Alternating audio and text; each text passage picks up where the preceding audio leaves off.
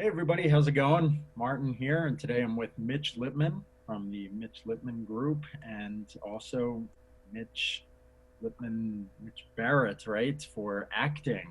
And I really appreciate you taking the time to chat today, where you want to go deep on how actors can earn money on the side to support their acting career. So welcome, thank you. Cool.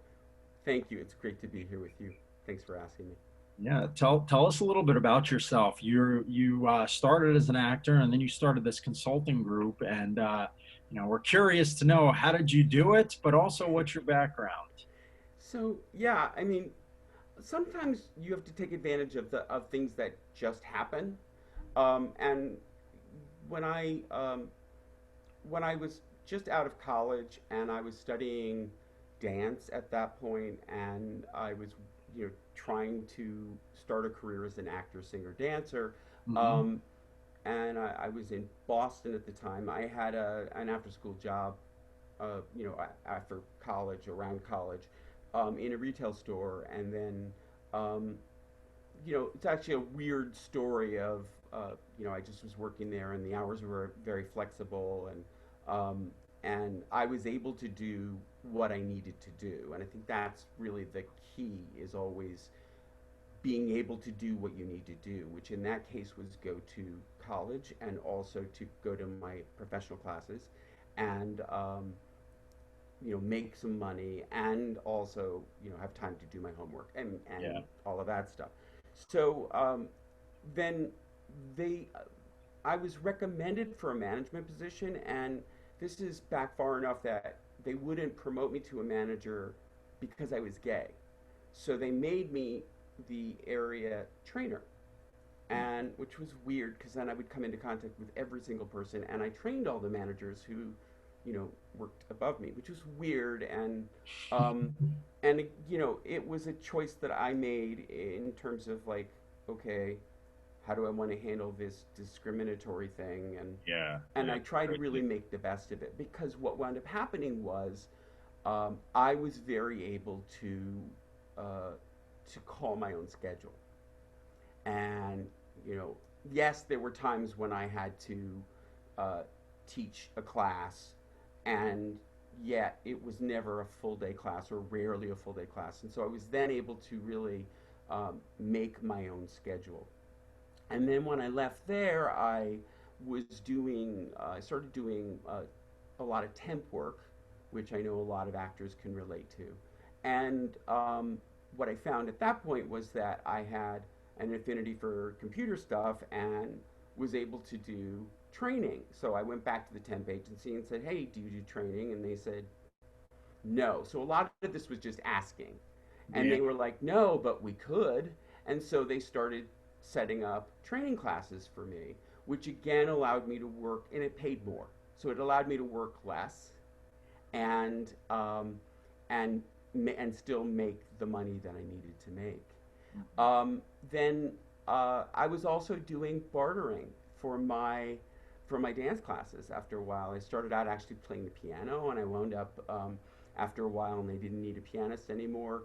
Um, I was cleaning the bathrooms and mopping the floors and doing things like that to help me.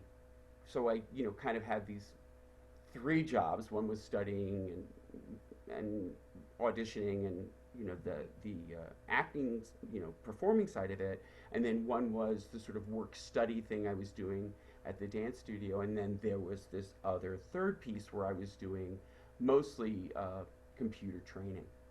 And so, but it really had to do with the fact that that I was asking, like, hey, I'm good at this, and you need somebody, and and when you're temping, you're looking for that ideal job where you can take off some time, or you can run away for an audition and come back, or whatever. But the big deal was that I needed to do a couple things. One is I needed to prove my worth so that if I did want to go away, that people would actually want me back and not be like, well, that's a deal breaker if you're going to, shoot a commercial or, you know, Yeah. whatever, an audition. Um, and that was a bigger deal because I was doing a lot more auditioning than working.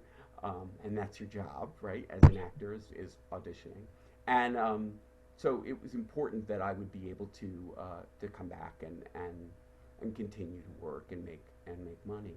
I did go back to waiting tables for a while, which is good because uh, you once you get in there, you do get that same sense of trust. Many of the people you're working with are also in performing arts, and so usually the restaurant managers know, depending on what kind of restaurant you're in, that you need some time off or whatever. Yeah. And that's pretty familiar, but you also have to be really careful with that. And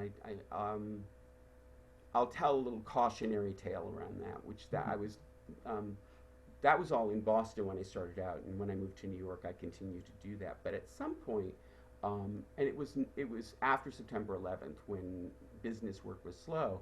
I looked into a job at a restaurant, um, and it looked on paper like really perfect job for a performer, and then when I started to look at the hours, they wanted us there at 2:30 every afternoon, and we got out of work around 2 in the morning.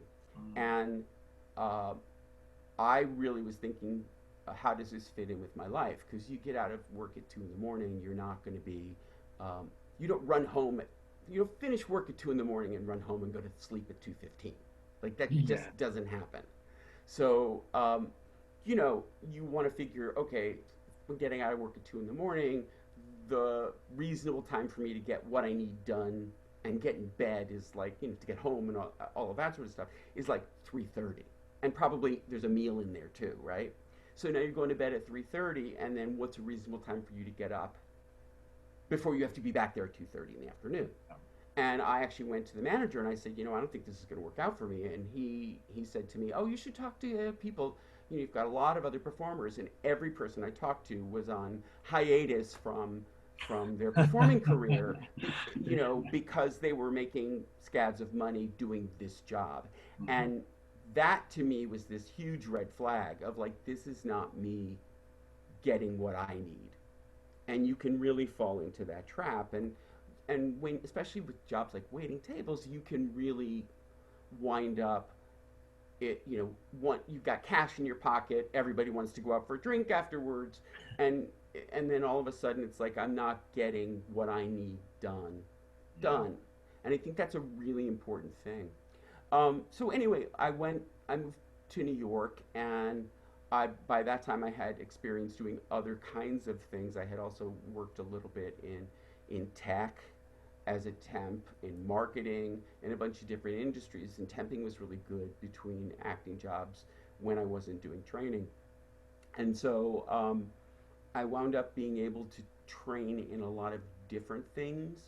And I guess around, well, when I moved to New York, the same year I moved to New York, I just kind of went freelance. I did occasionally work in a restaurant when things got slow again after September 11th and things like that. But um, I did not form my own company for years. I just either worked directly for somebody and they paid me by check, using my social security number or whatever, or I worked through an agency where I was, they payrolled me and stuff like I that. want to pause and say Yeah. this is a really important point for a lot of people who are thinking of starting out a business that, freelancing and stuff, the most important thing is to work on actually getting the work done for people, like finding clients and doing the work for them.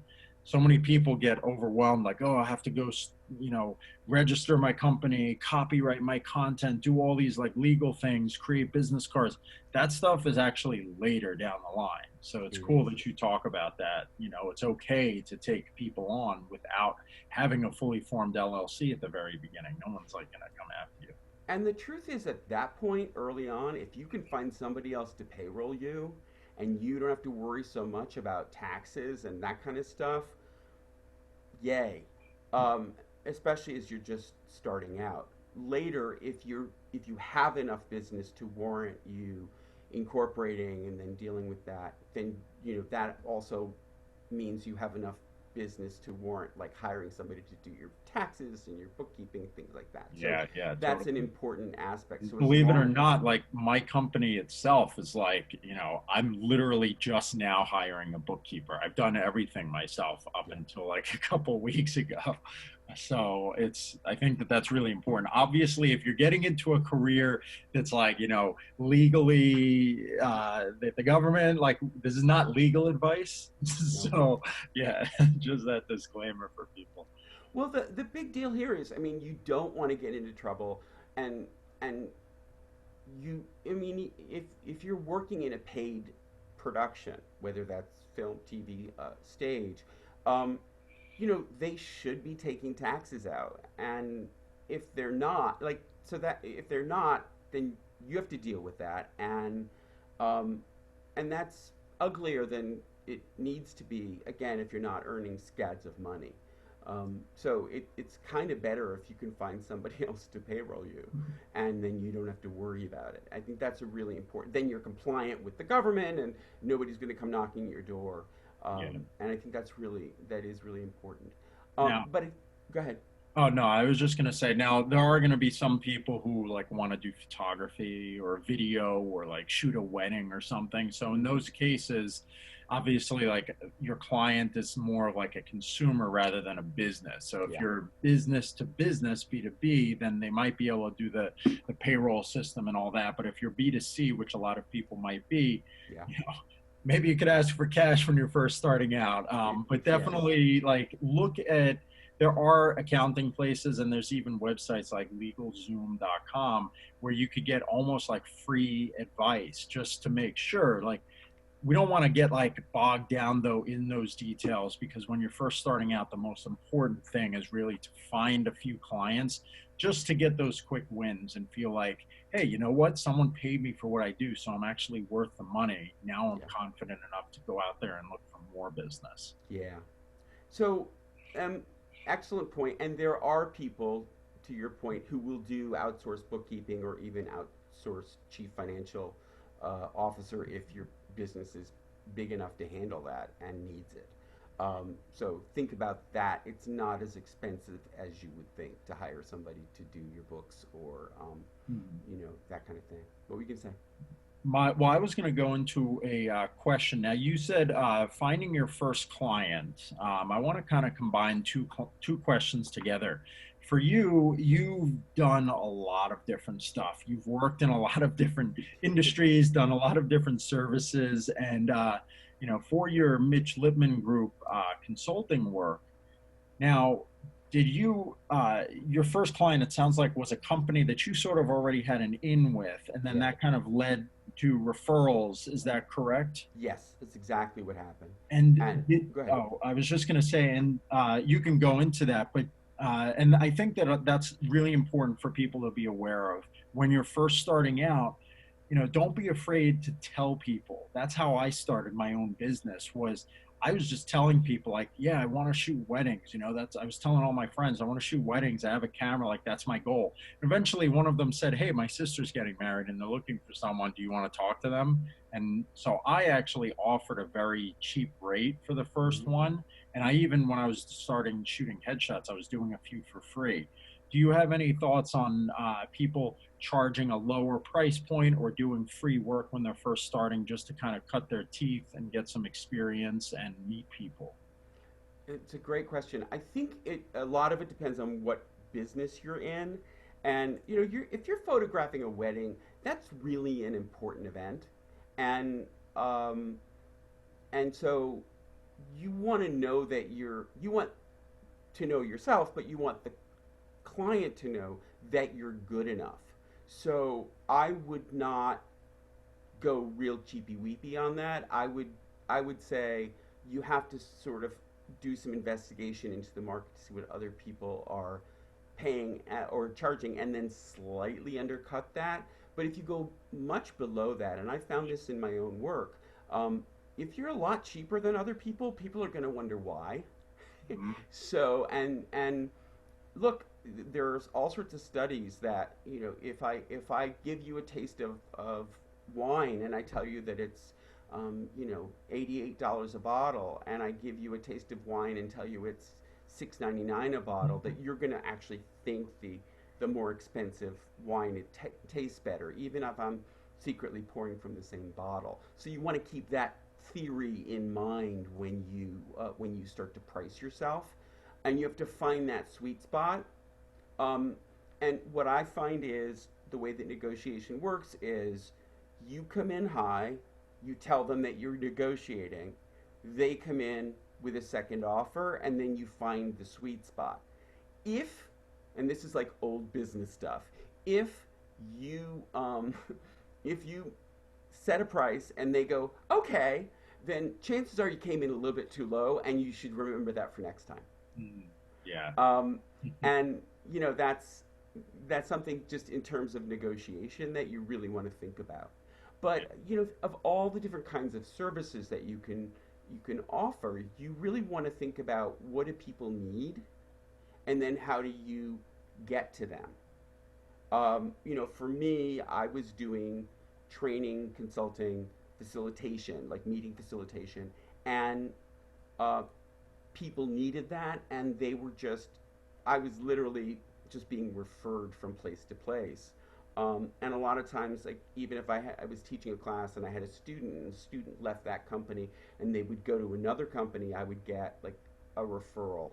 So working on those skills was a separate thing from working on my performing career, and you have to find the time to do both, Mhm. and that become so you have to think about that, like you have to invest the time in both of It, your careers, it which is extra. it It is leads extra. directly though into the next question that I was going to ask, which is actually perfect here because my next question was in terms of like what clients care about the most, and there's actually this whole idea of professionalism, quality of service, being quick to respond, being on time, things like that. Not only do clients care about those a lot, but those are also good traits and stuff to work on for casting directors and stuff. So out of all of those things, like what do you think that clients and people generally care about the most, or do you have any like you know thoughts on that whole concept? It really is the same thing in terms of professionalism as a performer. You want to be on time or early. You want to know what it is you're supposed to do. You want to have done your homework. You want to speak the language that people are speaking and understand what they're talking about. And that, with that's not that hard to research, but just to figure out if somebody in a conversation drops an acronym, just write it down and look it up afterwards. So you're starting to learn what the lingo is rather than stopping the conversation and feeling foolish Yeah. uh, by not knowing what's being talked about. But you also need to dress appropriately.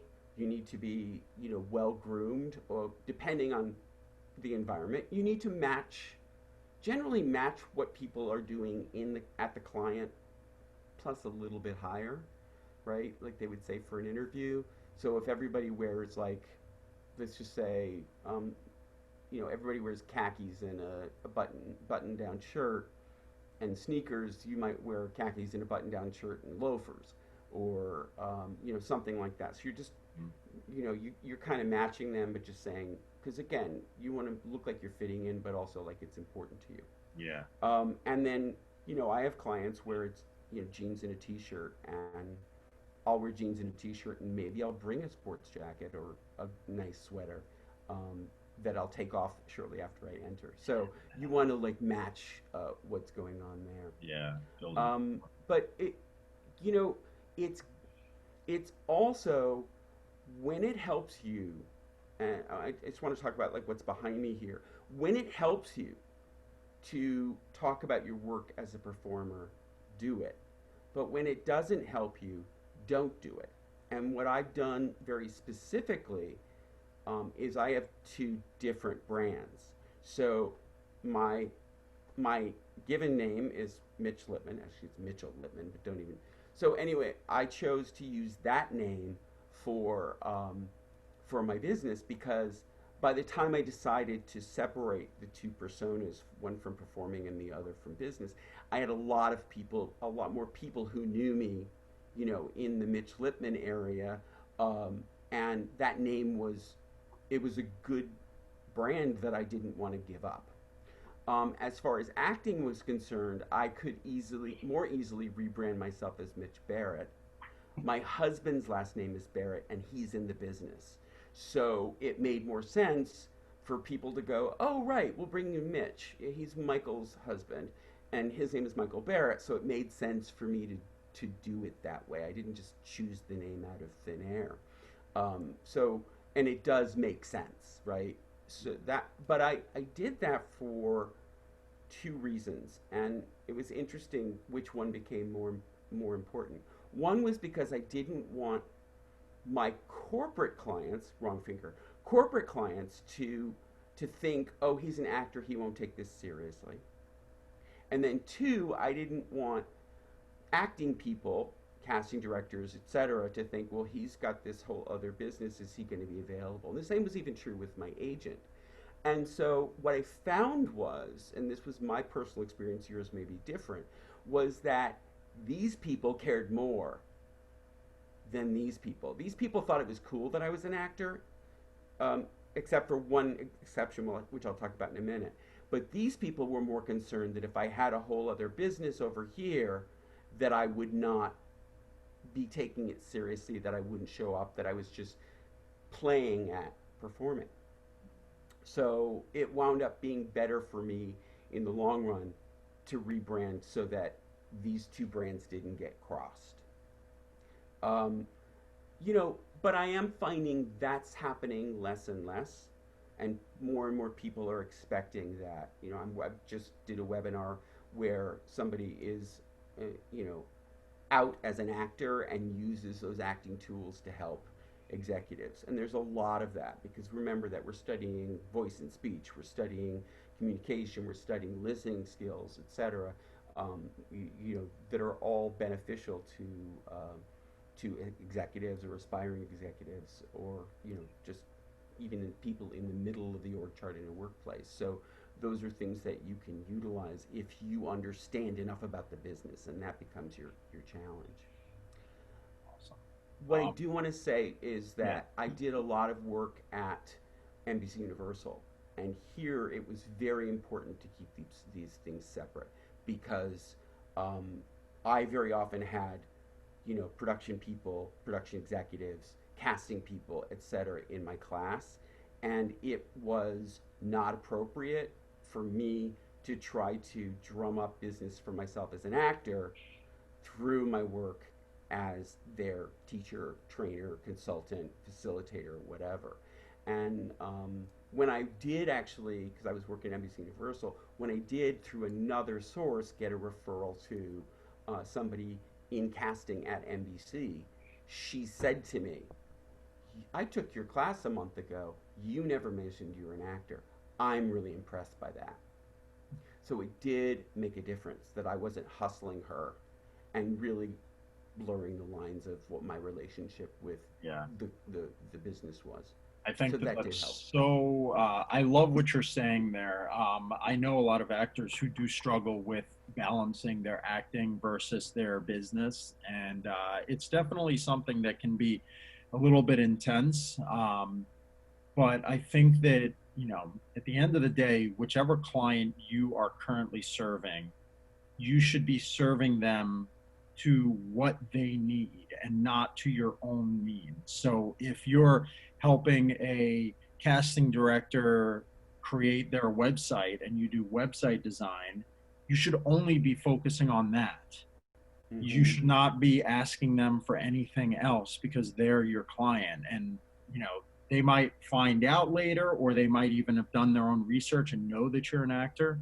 But like, it's ethically your obligation to serve the client to their needs and not to your own needs. I agree with that. I will say that there does come a point in the relationship where if it comes up organically and you've done the work and you're showing that you're doing the work, you can broach the subject very simply. by Hmm. just mentioning I'm also a performer, and then leave it. Literally, just leave it, like you drop a business card. Except I wouldn't drop a business card. But it's just sort of like you put the subject down, and they can either pick it up or they can leave it there, and you Yeah. don't have to. I would just do sort of one. I talk about something just kind of very briefly before I ask you my final question here. Sure. There's, you know, we in a different call talked about moving up the value chain. This whole idea of like, I started in headshot photography myself, Hmm. and then moved back and saw, well, it's a form of marketing, so I'm going to help actors with their marketing and business side. And when I'm consulting with an actor, sometimes it's not in their best interest to get a headshot. They might not even know I'm a headshot. I'm not going to tell them like, oh, you should get a headshot, because that obviously there's a huge like conflict of interest there. I actually tell actors sometimes like, you should not be updating your headshot right now. That's not your priority. And they Hmm. might even know that I'm a headshot photographer. But yes, when it comes up, you can actually, in fact, use your acting, as you're saying, you can almost use it as an added benefit. So, like if you design websites and you're helping a casting director, you say, well, I actually, work as an actor in this industry. Website design is something that I do a ton of. So I'm going to use some of my knowledge to help us create a website that works well in this industry. Yeah. And then they'll be like, oh, that's awesome. I didn't know that you're an actor. And that you won't be like, oh, well, keep me on your radar. You're not going to go there, but you can use it as a way to serve your client even better if it makes sense. Well, I think to your point, working at NBC Universal and teaching leadership skills and doing facilitation and things like that, um, I was able to understand the business. First of all, I was able to go in understanding the business better. But then I learned so much, you know, about the business being there. And that was very, very helpful for me. So it's about always sort of wanting to take in new information, but also then using that information to help them. Again, if you're adding value to what they're doing, then they're less concerned with is is he trying to take an advantage of this? Is he trying to get it? Is he only here so he can get an acting job, right? And I mean, I was on the lot for 7 years. I don't think anybody thought that I was just trying to sort of sneak in the Yeah. side door. With that said, I did have some auditions that were set up by the that woman in casting that I met with, but you know, it, at the end of the day, you have to keep those roles very separate. And um, I mean, even if you were a server at a restaurant and you're waiting on a casting director, it's better off just to be friendly Mhm. than and let them make the move. I actually, serious true story. I was out in New York at um, with a couple of friends. One was an agent, one was a casting person, and um, we were having dinner, and the waiter was really, really charactery. He was like, you know, he was very redheaded and very light skinned and a little round and plump, and he was very funny, and he just had this real like freckles, and he had this real character look. And the woman that I'm sitting at the table with said to the waiter, "Are you an actor? I actually think I may have something for you." Now I'm sitting there. She knows I'm an actor. She didn't have anything for me. She wanted that character type. And so, I have to keep my mouth shut. But the point is, by being nice and being authentically himself, he was open to her presenting the opportunity. Yeah. And he didn't have to fish for it. She asked. And then the doors they fling wide open. That's when it gets fun and exciting. Nice. Awesome. Yeah. I mean, I think that this is pretty much like a really great place to sort of wrap up this conversation. My last question was just going to kind of be like, is there anything that an actor who's just kind of getting started dipping their toes in the water, seeing like, I'm thinking like I really enjoy doing photography, or I really enjoy, I want to start a business of helping. I don't know, it could be even be like a babysitting business or whatever it is. Um, is there anything that they should sort of be prepared for besides what we already talked about, that might just pop into your head at random? Anything that can kind of sneak up on somebody when they're starting a side business? I think it becomes hard to, you have to manage your time very wisely so that you don't get sucked up in the, oh, which one do I work on?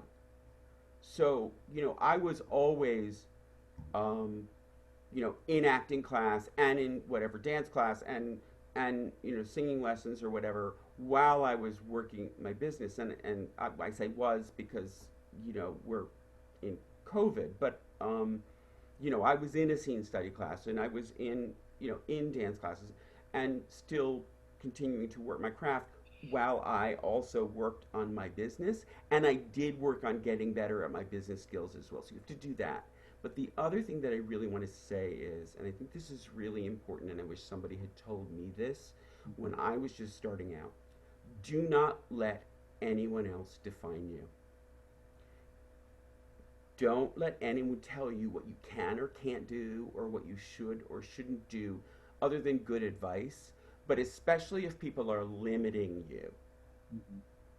Do not, like, because when you're starting out, and even as you get better, there are times you're going to do work as a performer and it's going to stink. And you've got to do that and stick with it and don't let that one thing define you.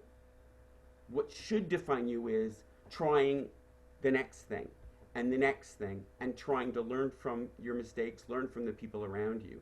And that goes for both things, both business areas, which is other people will try to tell you what you should or shouldn't do or who you are. And that is deadly because you do not want to be defined by your current performance or your most recent performance. You want to be defined by your attitude and your effort. Yeah, I like That's what I that. got. I think that that's great. When it comes to creating and doing things, taking on that leadership role, and I like to think like you're an actor, you're not a reactor. So I love this. I really appreciate your time today. This is really great. I think actors starting out are going to learn a lot of really useful things. One of my favorites was just this whole concept of like, managing the acting side versus the business side, and, figuring out how to walk that fine line. But I really, really appreciate you taking out the time to talk to everybody today. Thank you so much. It's my pleasure. Thank you so much for having me.